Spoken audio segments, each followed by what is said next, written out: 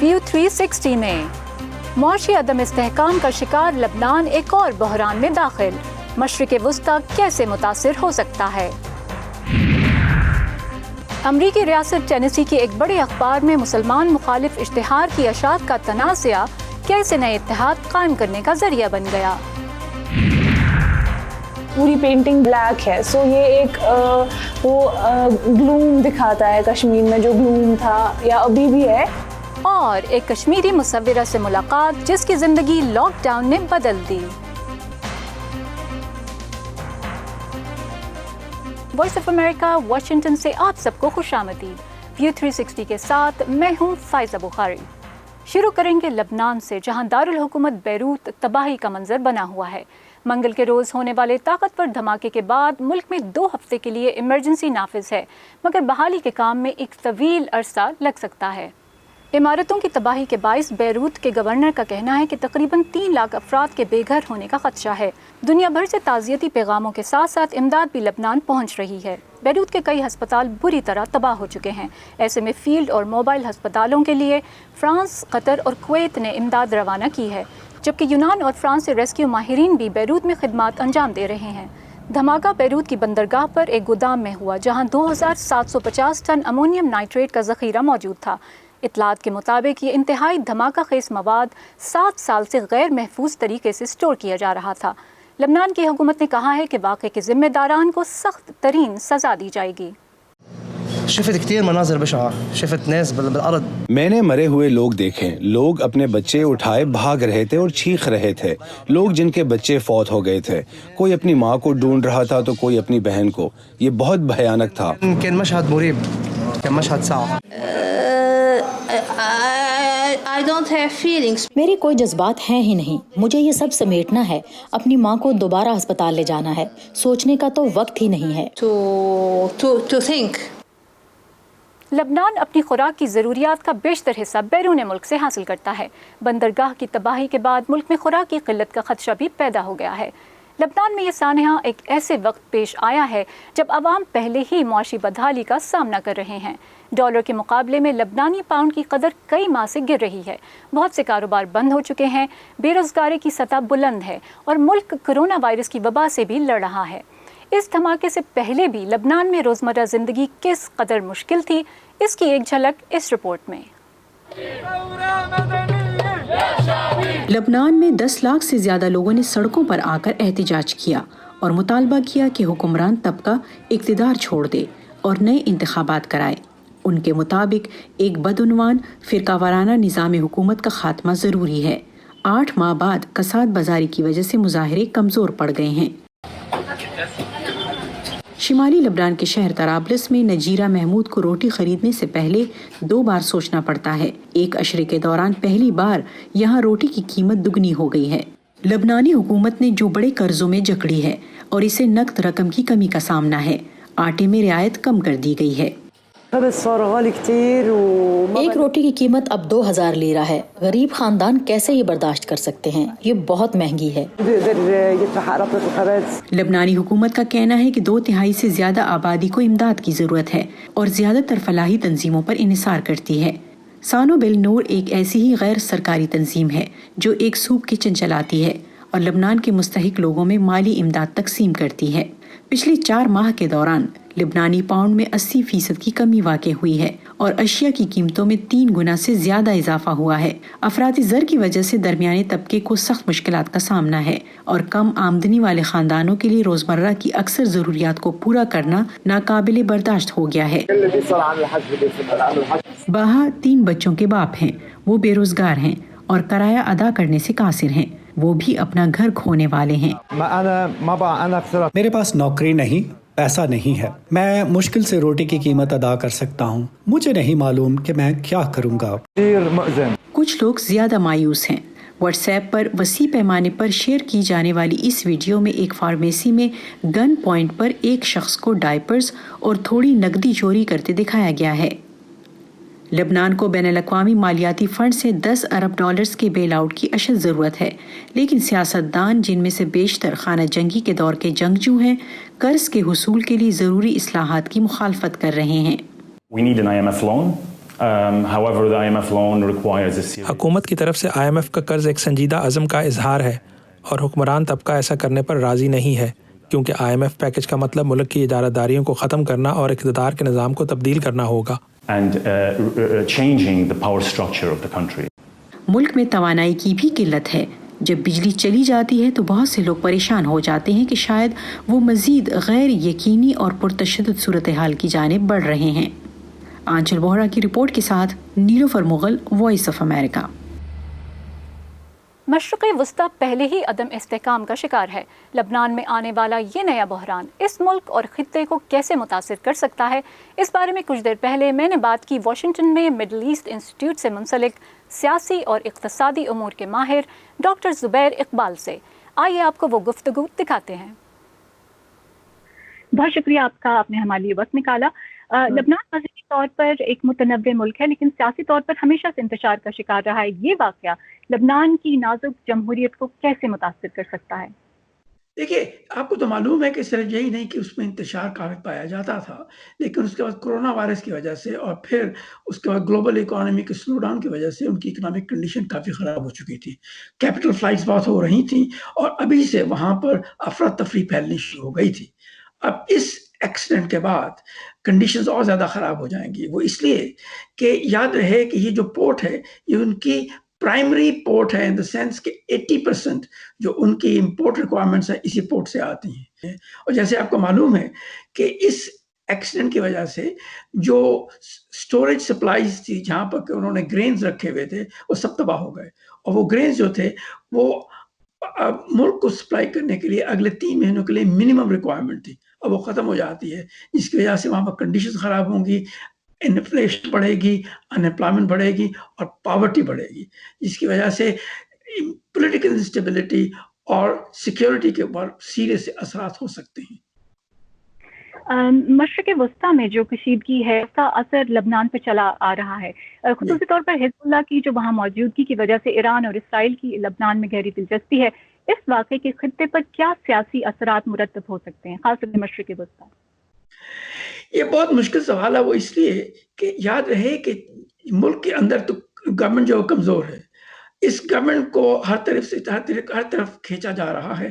ایک طرف حزب اللہ ہے جو کہ بڑی حد تک ایران کے ساتھ ہے، اور کچھ ایسے گروپس ہیں جن میں میرونائٹس بھی شامل ہیں جو کہ باقی جو خاص طور پہ اور سنی گروپ جو کہ خاص طور پہ GCC کے ممالک سعودی عربیہ اور UAE کے ساتھ سپورٹ حاصل کرنے کی کوشش کرتے ہیں، ان کے ساتھ رہتے ہیں، تو ان کی مشکلات بھی پیدا ہو جاتی ہیں. اور یاد ہے کہ یہ مشکلات اسی لیے ہیں کہ جو لبنان ہے اس کو ایک پلینگ فیلڈ بنا لیا گیا ہے جہاں پر ایران اور یہ جو عرب ملک ہیں یہ ایک دوسرے کے خلاف کمپیٹ کر رہے ہیں.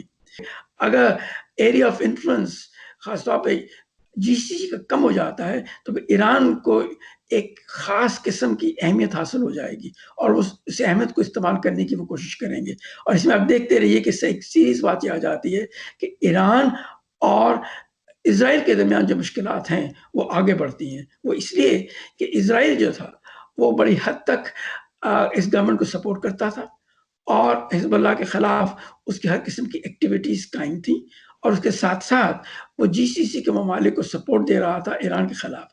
اگر ایران کا پلہ بھاری ہوتا ہے اور لیبنان جو ہے وہ کمزور سے کمزور تر ہوتا چلا جا رہا ہے اور اس میں سول وار شروع ہو سکتی ہے دوبارہ، تو پھر تمام مڈل ایسٹ کے لیے خاص طور پہ مشکلات پیدا ہو جائیں گی. ہماری ویڈیوز تمام سوشل میڈیا پیجز پر اپلوڈ کی جاتی ہیں، تو آئیے facebook.com/VOA اردو کے پیج پر، انسٹاگرام اور ٹویٹر پر ہمارا ہینڈل ہے @urduvoa. ہم جب خوف کو بے نقاب کرتے ہیں،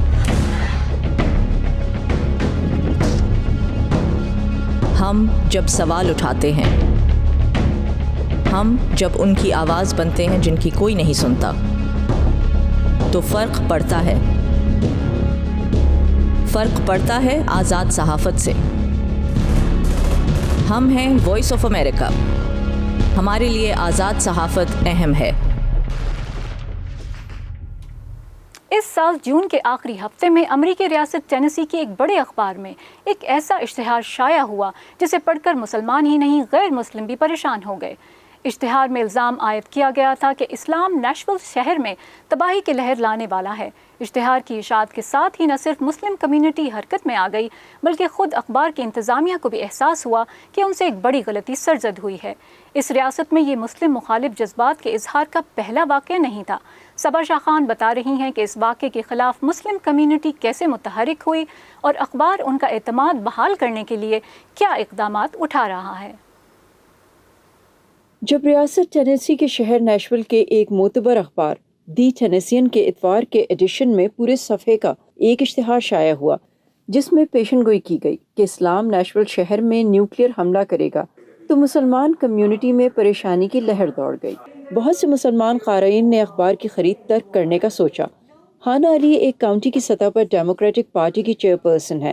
اس سے پہلے کہ وہ دی ٹینیسین سے رابطہ کرتی، اخبار کے اوپینینز ایڈیٹر نے خود ان سے رابطہ کیا۔ مجھے اندازہ ہوا کہ جو بات ہم آپس میں سوچ رہے ہیں وہ ہم سے پہلے ٹینیسین سوچ رہا ہے کہ اس کو اپنی یہ شرمندگی اور یہ خفت مٹانے کے لیے ان کو اپنی اس غلطی کو درست کرنا ہوگا اور آگے ایسے اقدامات کرنے ہوں گے جس سے ان کا ٹرسٹ مسلم کمیونٹی میں واپس قائم ہو سکے۔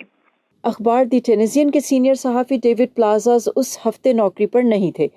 کووڈ-19 کی وجہ سے اخبار کو وسائل کی کمی کا سامنا تھا اور ڈیوڈ کو گھر بھیج دیا گیا تھا، لیکن اشتہاروں کی اشاعت سے اٹھنے والے تنازع کے حل کے لیے انہیں نوکری پر واپس بلایا گیا۔ ڈیوڈ کہتے ہیں کہ اس معاملے میں یہ مد نظر رکھنا ضروری ہے کہ اخبار میں اشتہاروں کی فروخت اور صحافت کا کام دو الگ شعبے کرتے ہیں۔ اشتہار کی فروخت منظور کرنے والے مینیجر کو نکال دیا گیا اور بات نیوز اور سیلز کی اعلیٰ انتظامیہ تک پہنچی اور ہم نے ایک نیا اور بہتر معیار متعین کیا۔ ہمارا مسلمان کمیونٹی کے ساتھ تعلق اور تعاون جاری ہے کہ وہ ہمارے سیلز اور نیوز کے لوگوں کی تربیت کریں تاکہ اس تعلق کو بہتر بنا سکیں۔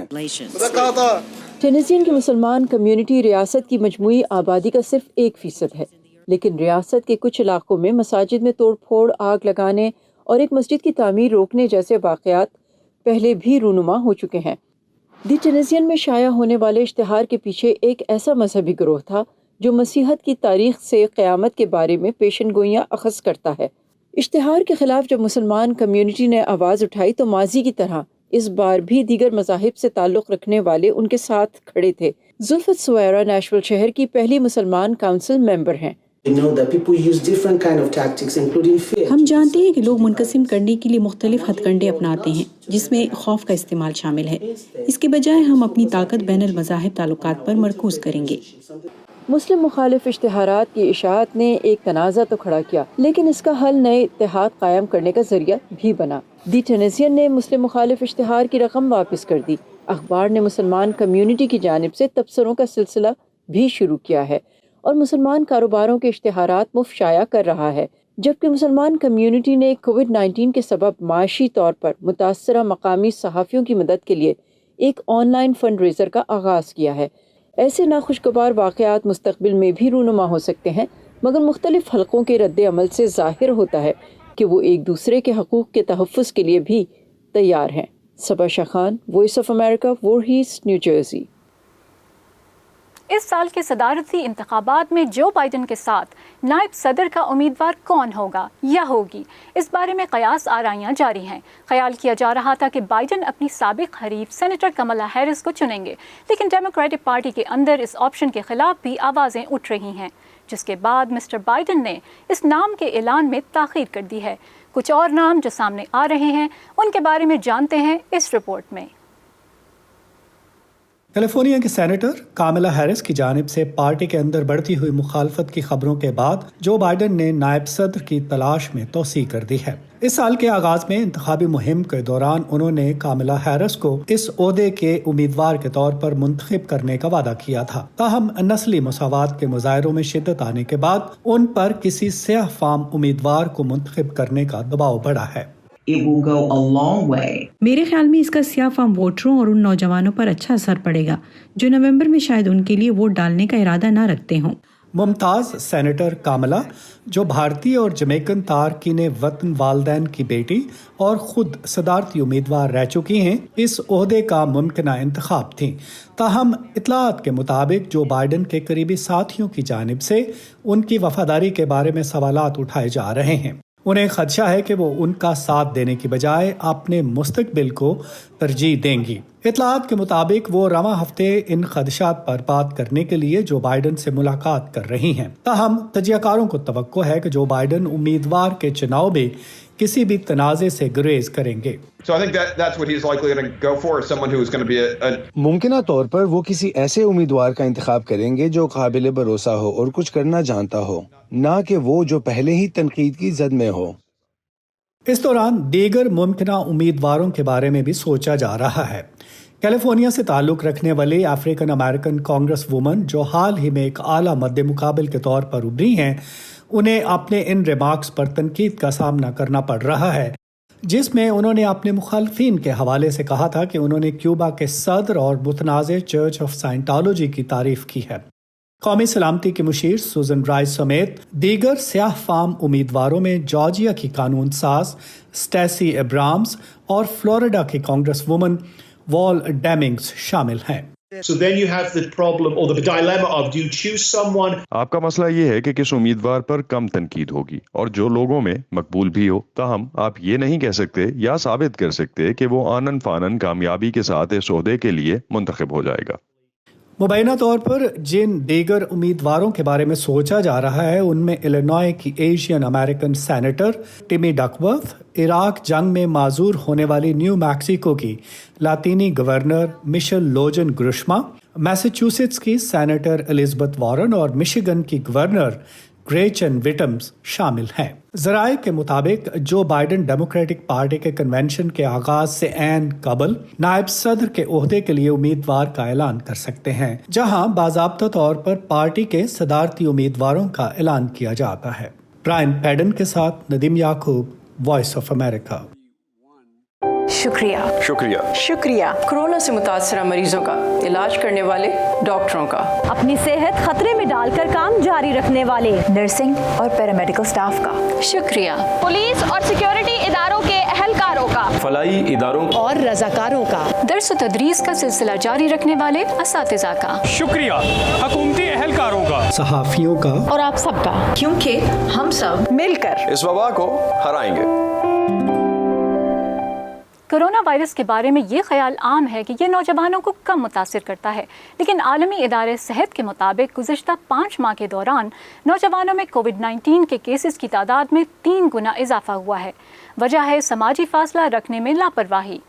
रिपोर्ट में कहा गया है कि फरवरी से जुलाई के दरमियान रिकॉर्ड किए गए तकरीबन 60 लाख कोरोना केसेस में से 15% उन नौजवानों में पाए गए जिनकी उम्र 15 से 24 साल थी, जबकि फरवरी से पहले ये शरह महज 4.5% थी। आलमी इदारे सेहत ने इस तासुर को गलत करार दिया है कि नौजवान इस बीमारी से मुतासर या हलाक नहीं हो सकते। कोरोना वायरस के बायस अमेरिका और भारत में पैदा होने वाली सूरत हाल पर तो हम आपके लिए रिपोर्ट्स लाते ही रहते हैं, लेकिन आज हम चलेंगे ब्राज़ील, जो दुनिया भर में कोरोना वायरस से बदतरीन तौर पर मुतासरा मुल्कों में दूसरे नंबर पर है। ब्राज़ील ने तिब्बी माहिरीन के इंतबाह के बावजूद 2 बड़े शहरों साओ पाउलो और रियो डी जनेरो में सरगर्मियां मामूल के मुताबिक बहाल करने का फैसला किया है। आइए देखते हैं कि आम शहरी और माहिरीन इस फैसले के बारे में क्या कहते हैं। रॉबर्टो मोलिना पेशे के एतबार से एक इंजीनियर हैं और मार्च के महीने से करंटीना में है। तभी उनकी कंपनी ने कोरोना वायरस की वजह से दफ्तरी सरगर्मियां मुअत्तल कर दी थी। मार्च से अब तक वो वायरस के खौफ से घर से बाहर नहीं निकले। काम से मुताल्लिका मीटिंग्स ऑनलाइन हो जाती हैं और खाने का सामान फूड ऐप्स के जरिए मंगवाया जा रहा है। जहाँ तक दोस्तों और खानदान से राब्ते का सवाल है तो वो सोशल मीडिया से हो जाता है। मैं अपने खानदान के लिए खौफजदा हूँ। मुझे डर है कि कहीं मैं उनमें वायरस के फैलाव का बायस ना बन जाऊँ। लेकिन ब्राज़ील के सबसे बड़े शहर साओ पाउलो और रियो डी जनेरो ने तिजारती सरगर्मियां, पार्क्स और जिम दोबारा खोल दिए हैं। हालांकि मुल्क में पिछले 50 दिनों से रोजाना औसतन 1000 से ज्यादा अमवात रिकॉर्ड हो रही हैं। गुज़िश्ता हफ्ते के आखिर में पहली बार ऐसा हुआ कि मोलिना अपनी पसंद के एक रेस्टोरेंट जाने के लिए घर से बाहर निकले। ऐसा लगता है कि मैं अपनी जिंदगी में पहली बार कुछ कर रहा हूँ, कुछ बिल्कुल नया और इससे पहले भी मौजूद था। मैंने खुद को बिल्कुल महफूज महसूस किया। لیکن 2 کلومیٹر سے بھی کم فاصلے پر ایک اور حقیقت ہے. ایک مقبول اسٹریٹ مارکیٹ میں بہت زیادہ بھیڑ ہے. سستا کھانا خریدنے کے لیے لوگ خود کو انفیکشن کے خطرے میں ڈال رہے ہیں. زیادہ تر دکاندار ماسک نہیں پہنتے. صرف 20 منٹ میں سیلیٹا ڈیکوسٹا نے 3 دکانداروں سے رابطہ کیا جو ماسک نہیں پہنے ہوئے تھے. بہت سے لوگ اپنے بارے میں پرواہ نہیں کرتے اور ماسک نہیں پہنتے. یہ تعلیم کا فقدان ہے اور یہ دوسروں کی پرواہ نہیں کرتے، کیونکہ اگر میں اپنی دیکھ بھال نہیں کرتی تو میں بیماری پھیلانے کا باعث بنوں گی اور وبائی مرض کبھی ختم نہیں ہوگا. پورٹو ایلیگری اور کٹیبیا جیسے علاقائی دارالحکومتوں کو وبائی امراض کے آغاز میں کرونا وائرس کنٹرول کرنے کے حوالے سے ایک مثال سمجھا جاتا تھا. اموات اور کیسز کی کم تعداد کے باعث یہ جون میں ایک بار پھر کھل گئے، لیکن یہ ذرا جلدی تھا. اب دونوں شہروں میں ہسپتال اپنی پوری کیپیسٹی پر پہنچ چکے ہیں اور خدشہ ہے کہ یہ ساؤ پاولو اور ریو میں بھی ہوگا. کچھ ریاستوں نے معاشی سرگرمیاں دوبارہ کھول دی ہیں، خاص طور پر جنوبی برازیل میں. ان سرگرمیوں کو دوبارہ کھولنے سے کرونا وائرس جو کہ مسلسل پھیل رہا ہے مزید بڑھ سکتا ہے. ہمیں چند قدم پیچھے ہٹنا ہوگا کیونکہ ہم وائرس کے پھیلاؤ کے تیز رفتار مرحلے میں ہیں. ہمیں ہمیشہ معاشی بہتری کی ضرورت کو سمجھتے ہوئے ہفتہ وار اعداد و شمار کو دیکھنے اور آہستہ آہستہ اسے کھولنے کی ضرورت ہے. برازیل کے صدر جائر بولسونارو کووڈ-19 تشخیص ہونے کے بعد بھی یہ کہتے رہے ہیں کہ یہ بیماری صرف چھوٹا سا فلو ہے جس کے لیے کچھ نہیں کیا جا سکتا. میں سوگ منا رہا ہوں. تم مجھ سے کیا چاہتے ہو؟ میرا نام مسیحا ہے لیکن میں معجزے نہیں کر سکتا. دوسری طرف برازیل کے صحت عامہ کے کارکنوں کے اتحاد نے بولسونارو کے خلاف دی ہیگ کی بین الاقوامی فوجداری عدالت میں شکایت درج کی ہے، جس میں ان کی طرف سے اس وبائی مرض کے بارے میں رد عمل پر ان پر نسل کشی اور انسانیت کے خلاف جرائم کا الزام عائد کیا گیا ہے. ایچ کے میخائل کے ساتھ اسد اللہ خالد، وائس آف امریکہ. کشمیر کی نیم خود مختاری ختم ہونے کے 1 سال کے دوران علاقے میں زندگی کا ہر شعبہ متاثر ہوا ہے. آئیے ملتے ہیں ایک مصورہ سے جو کامیابی کی منزلیں طے کر رہی تھیں، مگر نئی دہلی کے فیصلے نے ان کی سوچ اور کام کے انداز کو بدل دیا. 2 پیر دکھ رہے ہیں آپ کو اور ان میں ٹیگ لگا ہوا ہے، جیسے ہم ڈیڈ باڈی کے اوپر ٹیگ دیکھتے ہیں، کشمیر کا ٹیگ لگا ہوا ہے. میرا نام شافیہ ہے، میں سری نگر سے ہوں، لال بازار سے. جو بھی میری وہ ایک امیج بنی تھی وہ سب لوگ مجھے لگتا ہے بھول ہی گئے. ان کو یاد بھی نہیں تھا کہ کوئی ایسی لڑکی ہے جو یہ کام کرتی ہے. آپ نے کوئی امیج بنائی تھی کسی چیز کو لے کے، آپ نے ورک ہارڈ کیا تھا، لیکن وہ اب کہیں ہے ہی نہیں. لاک ڈاؤن ہوا، اس کے بعد ایک وہ مینٹل بلاک جیسا آ گیا، تو میں کچھ پینٹ نہیں کر پائی کافی ٹائم تک. اس کے کافی ریزنز تھے. ایک تو مٹیریل کی شارٹیج تھی، مٹیریل نہیں ملتا تھا. اور آپ سمجھ سکتے ہیں جب آپ کے پاس انٹرنیٹ نہیں ہے، جب آپ کے پاس وہ مٹیریل نہیں ہے اور آپ جا کے لا نہیں سکتے ہیں، تو آپ سمجھ سکتے ہیں کہ ایک کیسی مینٹل اسٹیٹ ہوتی ہے وہ انسان کی. موبائل کنیکٹیویٹی بھی نہیں تھی، سو کافی آرڈرز جو تھے وہ مجھے وہ ختم ہو گئے. اور کچھ لوگوں نے تو وہ پھر خود سے بھی نہیں کیا کیونکہ یہاں پہ حالات صحیح نہیں رہے. اس کے بعد میں نے 2 پینٹنگز بنائی جو کافی بڑی پینٹنگز ہیں. ان کو میں نے کشمیر کے کانفلکٹ کے تھرو مطلب پورٹری کیا کہ میں کیا فیل کر رہی ہوں یا لوگ کیا فیل کر رہے ہیں.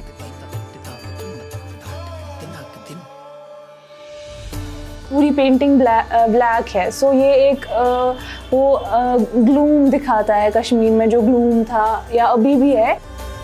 اب میں تھوڑا سا سٹارٹ کر رہی ہوں نئے سے. وہ جو فیم تھا، وہ نام میں نے لیا تھا کہیں سے، وہ اب نئے سے سٹارٹ کرنا پڑ رہا ہے مجھے. ہم آپ کی رائے کو بہت اہمیت دیتے ہیں. ویو 360 اور دیگر ویڈیوز دیکھنے کے علاوہ ان پر اپنی رائے دینے کے لیے آپ ہمارے سوشل میڈیا پیجز کو فالو کر سکتے ہیں. ہمارے فیس بک پیج کا ایڈریس ہے facebook.com/VOA Urdu. انسٹاگرام اور ٹویٹر پر ہمارا ہینڈل ہے @UrduVOA. مجھے فائزہ بخاری کو اگلے شو تک کے لیے اجازت دیجیے.